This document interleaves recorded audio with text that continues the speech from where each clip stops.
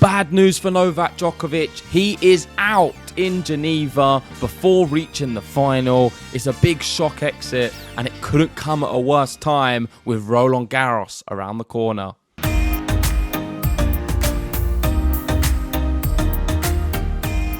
Here we go. We've got Jose Morgado with the tweet saying, wow, Tomas Machac wins the last 6 games and beats Novak Djokovic 6-4, love 6, 6-1 to reach the final in Geneva. The number one arrives at Roland Garros with 0 finals in 2024.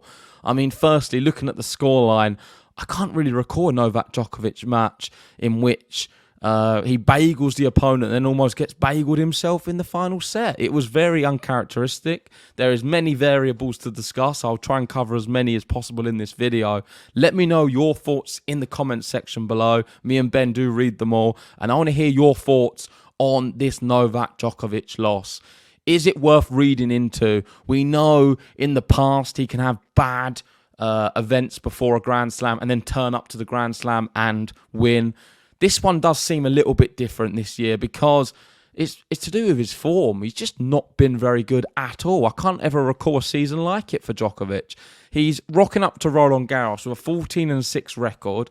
He's got a 70% win rate, which, as Vance says, for most players is a great season, not for Djokovic.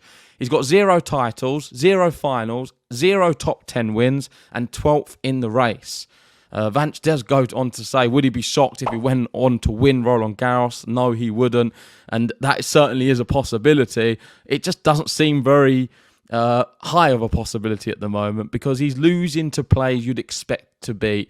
Machac was fantastic today. He really was good, but still, he shouldn't be competing with Novak Djokovic. And this is just not the same Novak Djokovic. Just like we're seeing not the same Rafael Nadal, I think we've seen a big dip in his level. And if we go back to the previous event, we had the big incident with the bottle. And me and Ben debated that one at length. And we were speaking about, is he concussed? Is that the reason why his results were not so good in Rome and he ended up going out?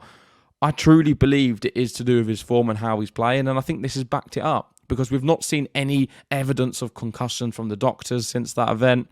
And it seems to me he's just not playing at the right level. But there's plenty of variables to discuss. Let's go through some of the others. And it was clear to see after the first set in which he was 4-2 up, he was seen by the doctor and lost the set 6-4. Ollie put, he looks a bit physically cooked right now. And it was clear as day. The whole match didn't quite seem himself. But after that medical timeout and the doctor, he then went on to play a fantastic set. And I don't think Machac played that badly. He just didn't miss Djokovic. It was ultra aggressive, finding his serves, great volleying, no weaknesses whatsoever. It was prime Novak Djokovic, just turned up. Which makes me think, is this to do with him not feeling well or an injury, or we're not sure what it is yet? I'm sure he will disclose it soon. But clearly just feeling not quite himself. How can you not quite feel yourself for one set and then feel yourself for one set and then not feel yourself again?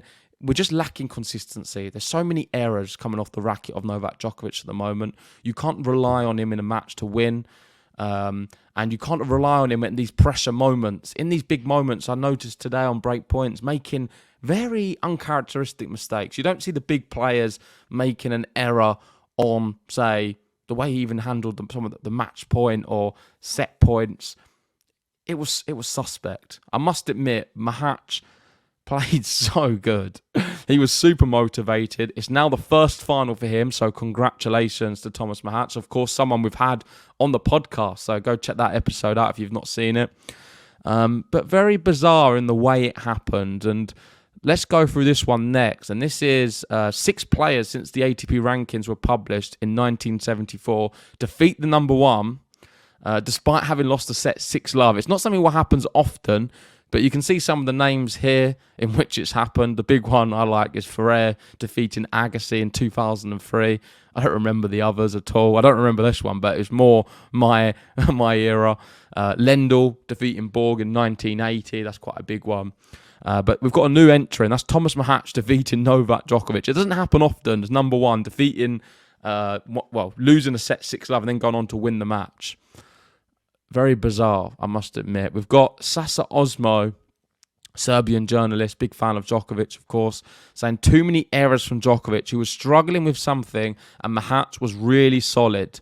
6-4, love 6, 6-1 in the Geneva semis. Now comes to Paris for better or for worse. And this is where we're at now. Is it for better? Is it for worse?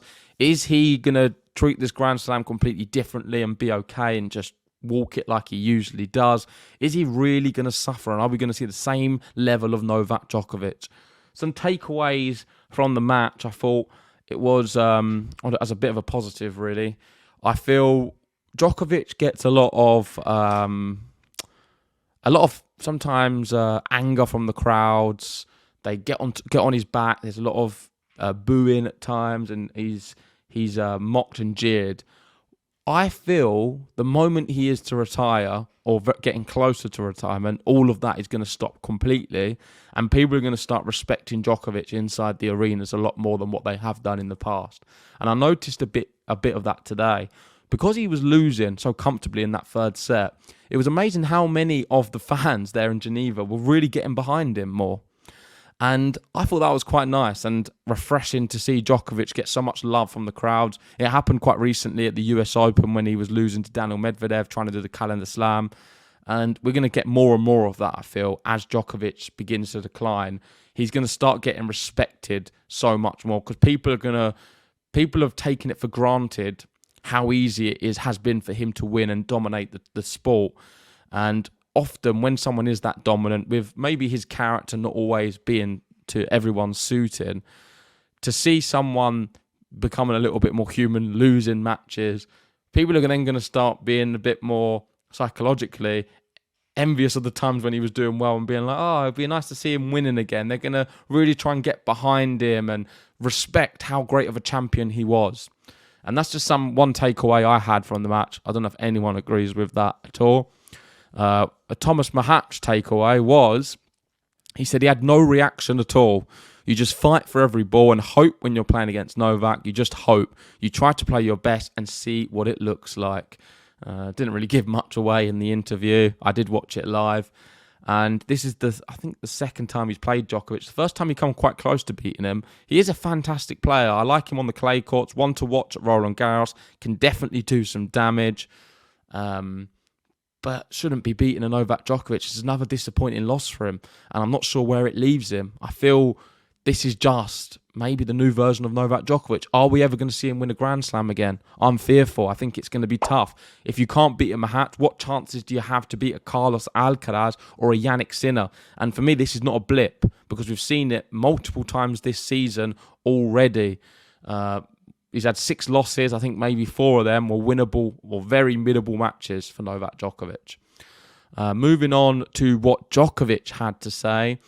Of course, not positive at all. He said, of course I'm worried. I didn't play well at all this year, except for a few matches here and there. Things are what they are. I don't see myself as a favourite in Paris. I will try to take the matches one after the other.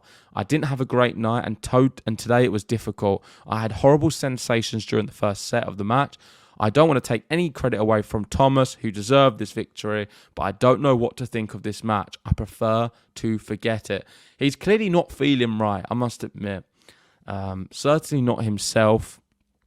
And I think a few of these images really illustrate it. You can see Djokovic holding his head. He had the doctors on court. He said, I felt horrible in the first part of the match. I don't know what to think of the match. I prefer to forget it. And then he ended saying, it's not nice to suffer like that on court, and it's hard to focus on tennis when you have other things on your mind. And this is what I wanted to pose to you guys. What do you think he has on his mind? Is it being a father now? Is there other responsibilities in his life? Is it the fact that he feels physically not at the same level as what he was, and it is making him second doubt some of his tennis? I'm not sure. Is it something completely away from the court in his personal life? There's a lot of speculation, but certainly one thing we know for sure is his tennis is not producing right now, and it's another disappointing result. And with Roland Garros just around the corner, I don't consider him one of the big contenders at all. I said the other day on an episode, I don't think he's in my top 5, and he still isn't. And this is only going to be solidified with more performances like the one we've seen today. But there we go. That's my thoughts on the matter. Let me know what you guys think in the comment section below. And if you haven't already, hit the like button, subscribe if you're new. And is Novak Djokovic going to do some damage at Roland Garros? 0 finals this year until he's reached Roland Garros. I can't remember that ever happening in the past, let alone no titles.